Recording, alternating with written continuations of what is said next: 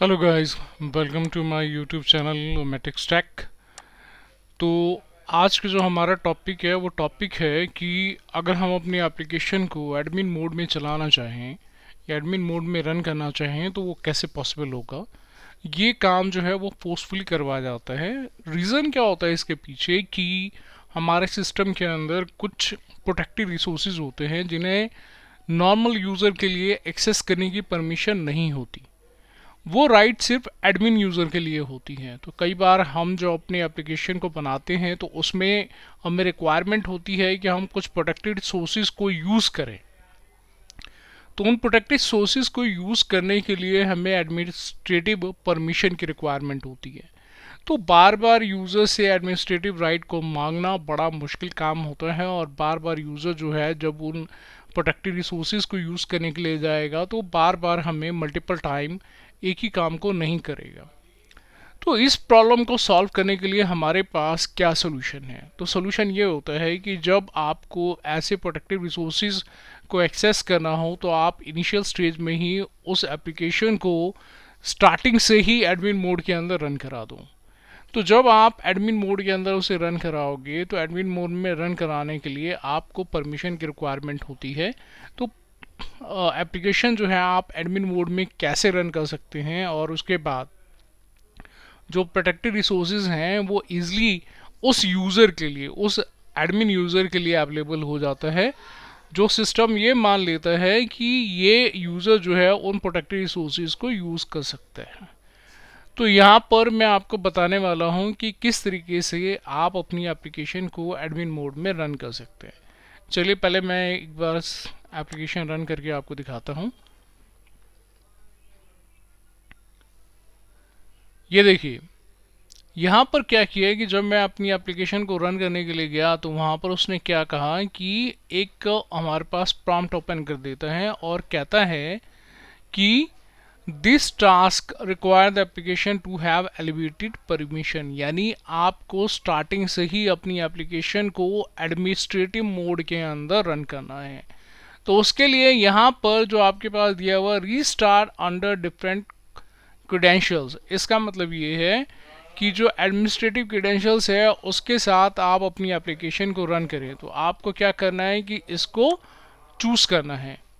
ये जो आपका सिस्टम है ये आपसे परमिशन मांगेगा कि आप ये बताइए कि आप इस जो डिवाइस के थ्रू जो भी चेंजेस होंगे आपके प्रोटेक्टिव रिसोर्सेज में, ये मान लिया जाता है कि आप अगर प्रोटेक्टिव रिसोर्सेज को यूज़ कर रहे हैं तो वो कुछ ऐसे सेंसिटिव रिसोर्सेज हैं जिसको प्लेटफॉर्म भी यूज़ करता है, माइक्रोसॉफ्ट विंडो भी यूज़ करता है। अगर आप उसमें भी कुछ यूज़ करना चाहते हैं तो उसके लिए हमें एडमिन परमिशन की रिक्वायरमेंट है। तो इसीलिए स्टार्टिंग में ही ये आपसे पूछ लेगा कि क्या आप इस पर्टिकुलर यूज़र को इस बात के लिए अलाउ करते हैं कि वो आपके सिस्टम में कुछ चेंज कर सके।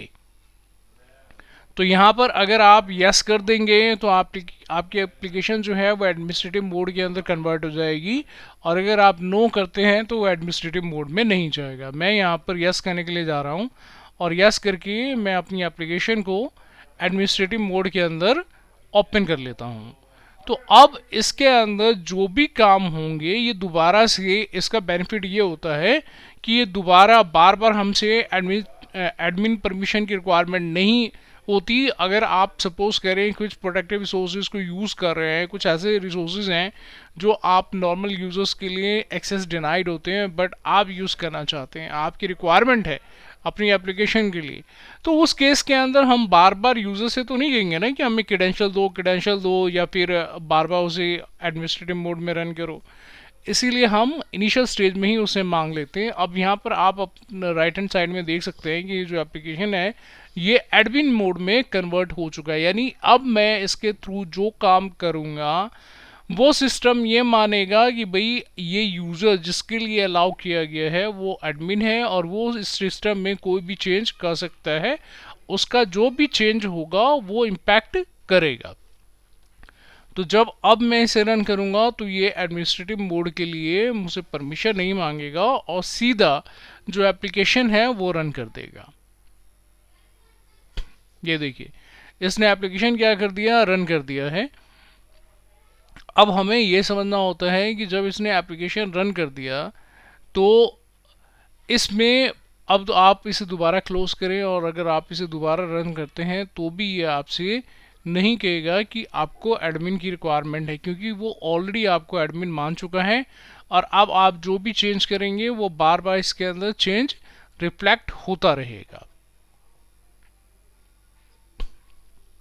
तो अगर आपको अपनी एप्लीकेशन को एडमिन मोड में रन करना है तो उसके लिए आपको चाहिए होता है एक मैनिफेस्ट फाइल। मैनिफेस्ट फाइल को मैं ओपन करके दिखा देता हूँ। आप जब जाएंगे यहाँ पर एक न्यू आइटम कैसे ऐड होता है ये मैं आपको बता देता हूँ। यहाँ पर आपके पास है कि ये असेंबली को ये बता देता है कि भाई ये किस राइट्स के अंदर जो है एप्लीकेशन को रन करने वाले हैं, और यहाँ पर रिक्वेस्टेड प्रिविलेज के अंदर कि आपको कौन से विशेष अधिकार मिलने चाहिए, मीन्स कौन से आपको राइट्स मिलने चाहिए। उसके लिए हमने कहा कि किस टाइप का राइट आपके पास है, रिक्वायर्ड एडमिनिस्ट्रेटर। तो लेबल के अंदर हमने क्या दिया है, एडमिनिस्ट्रेटर है ये, इसको एप्लीकेशन जो है वो एडमिन मोड में रन करने की परमिशन दे दीजिए। तो इसमें हमें सिर्फ यही एक लाइन ऐड करनी पड़ती है। मैं आपको दिखा देता हूँ कि अगर आप एक मैनिफेस्ट फाइल ऐड करेंगे तो कैसे करेंगे अपने इस एप्लीकेशन के अंदर। यहाँ जाइए, राइट क्लिक कीजिए, यहाँ पर एक ऑप्शन आता है ऐड न्यू आइटम करके।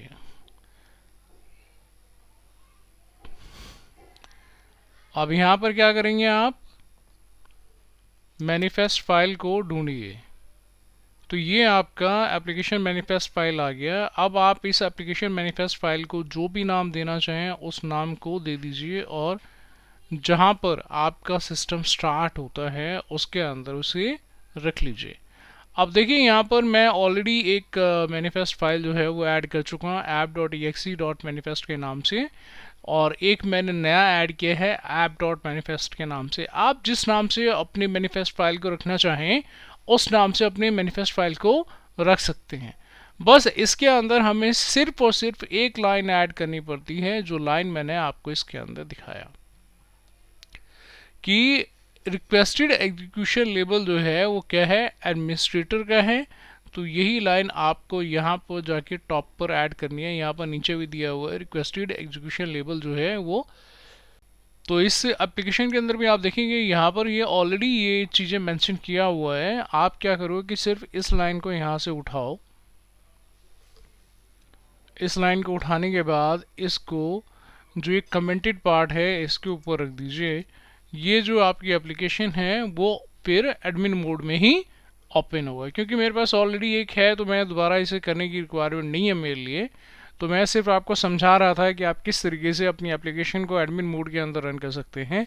तो उसे रन करने का जो तरीका है, यानी आप इनिशियल स्टेज से ही जो आपकी एप्लीकेशन है वो एडमिन मोड में रन होना स्टार्ट हो जाएगा। ये तो है जब आप अपनी एप्लीकेशन को बना रहे हैं तो उस टाइम पर ये आपको करना पड़ता है। लेकिन सपोज करें कि आपकी एप्लीकेशन कंप्लीट हो चुकी है तो क्या उसके बाद ये किस तरह का प्रॉम्प्ट हमें दिखाता है। हम इसे एक बार बिल्ड कर लेते हैं। बिल्ड करने के बाद जो इसकी EXE है उस EXE को हम देखते हैं। अगर आप इस EXE को देखेंगे तो यहाँ पर ये इसकी EXE बन गई है। जब आप इस EXE को रन करेंगे तो जो भी यूज़र होगा, मोस्टली जो हम एप्लीकेशन बनाते हैं वो एडमिन मोड के लिए ही होता है। यहाँ पर दो मैंने ऐड कर दिए तो उसकी वजह से इशू आ रहे हैं। तो आप एक काम क्या करें कि इसको हटा दें और इसे दोबारा से रीबिल्ड कर लें। जब लास्ट मैंने ऐप मैनिफेस्ट फाइल ऐड किया तो बाय डिफ़ॉल्ट जो है जब भी आप ऐप मैनिफेस्ट फाइल ऐड करेंगे वहाँ पर आपको ध्यान रखना होगा जो एप्लीकेशन है वहाँ पर एक ऑप्शन होता है मैनिफेस्ट पाथ। तो इसका मतलब ये है कि जो भी आपने मैनिफेस्ट फाइल क्रिएट की है उसका पाथ आपको यहाँ देना होगा, जिससे कि जो एप्लीकेशन है वो समझ सके कि आपका जो मैनिफेस्ट फाइल है वो कहाँ पड़ा हुआ है। अब यहाँ पर ऑलरेडी मेरे पास एक मैनिफेस्ट फाइल है और मैं उस मैनिफेस्ट फाइल को यहाँ पर ऐड कर देता हूँ। तो ये क्या करेगा, उसके बाद जब मैं इसे बिल्ड करूँगा तो ये बिल्ड हो जाएगा।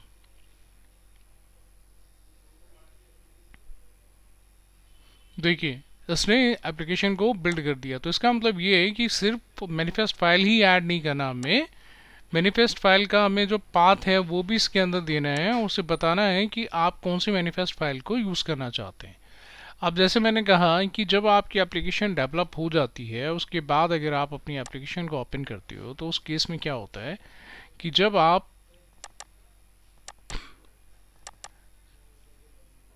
आप इसकी exe को रन करेंगे तो ये आपसे पूछेगा do want to allow this app from unknown publisher to make changes to your device, यानी ये आपसे एडमिन राइट्स के बारे में पूछ रहा है, ये यूज़र अकाउंट कंट्रोल के बारे में पूछ रहा है। अगर आप इसे यस कर देते हैं तो इसका मतलब ये रन करेगा, अगर आप इसे यस नहीं करेंगे तो ये रन नहीं करेगा।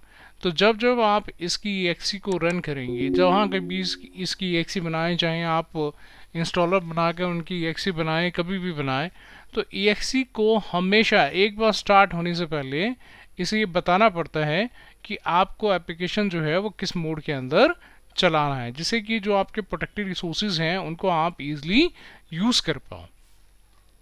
तो इस तरीके से आप अपनी एप्लीकेशन को एडमिन मोड में कंस्ट्रक्ट कर सकते हैं। जब इसकी exe बनती है तो भी आप आपकी जो exe बनेगी वो exe जो है वो एडमिन मोड में ही हमेशा रन होगी। तो जब आप अपनी एप्लीकेशन एडमिन मोड के अंदर रन करेंगे तो उससे जितने भी प्रोटेक्टेड रिसोर्सेज हैं उन सभी को यूज़ करने के राइट्स आपको मिल जाते हैं, और आप अपनी एप्लीकेशन में अगर आप उन प्रोटेक्टेड रिसोर्सेज को यूज़ कर रहे हैं तो बिना किसी डिस्टर्बेंस के आप उसे यूज़ कर सकते हैं। तो ये तो तरीका है कि हम किस तरीके से अपनी एप्लीकेशन को एडमिन मोड में रन कर सकते हैं। अगर आप डिज़ाइन टाइम में जब आप एप्लीकेशन बिल्ड कर रहे हों तो उस टाइम पर आपको क्या करना चाहिए, और जब आपकी एप्लीकेशन बिल्ड हो जाती है और उस exe को जो एप्लीकेशन जनरेट करता है उस exe को अगर आप यूज़ करना चाहते हैं एडमिनिस्ट्रेटिव मोड के अंदर, तो फिर वहाँ पर जब भी आप exe रन करेंगे तो बार बार वो आपसे पूछता रहेगा, एक ही बार पूछेगा, लेकिन जब जब आप ये कोई exe रन करनी है वो उस टाइम तक पूछता रहेगा। तो ये प्रोसेस है। पहला आपको क्या करना है, फर्स्ट स्टेप के अंदर फाइल को ऐड करना है, जो मैं आपको तरीका बता चुका हूँ। जब आपकी फाइल ऐड हो जाती है तो उस फाइल के अंदर हमें यहाँ पर ऑलरेडी ऑप्शंस दिए हुए हैं, हमें ये वाला ऑप्शन जो है ये ऊपर ले आना है, ये कमेंट पार्ट से। साथ ही हमें अपनी एप्लीकेशन को बताना है कि आपको कौन सी मैनिफेस्ट फाइल यूज़ करनी है। तो यहाँ पर ये वाली जो फाइल है इसका पाथ हमें देना पड़ता है, तो हम पाथ इसको दे देते हैं कि कौन सी मैनिफेस्ट फाइल हमें यूज़ करनी है। तो इस तरीके से आप अपनी एप्लीकेशन को एडमिन मोड में चलाकर जितने भी प्रोटेक्टेड रिसोर्स सिस्टम के अंदर होते हैं उन तक आप अपनी एक्सेस बना सकते हैं, उनको यूज़ कर सकते हैं। तो अगर आपको मेरा ये ट्यूटोरियल वीडियो पसंद आए तो आप इसे लाइक करें, कमेंट करें, लोगों से साथ शेयर करें। साथ ही अगर आप हमारे यूट्यूब चैनल पर नए हैं तो चैनल को सब्सक्राइब कर दीजिए, साथ ही बेल आइकन को प्रेस कर दीजिएगा, जिससे कि जो भी मेरे ट्यूटोरियल वीडियो आएंगे वो आप तक पहुंचते रहेंगे। तो आज के लिए इतना ही। Thanks for watching.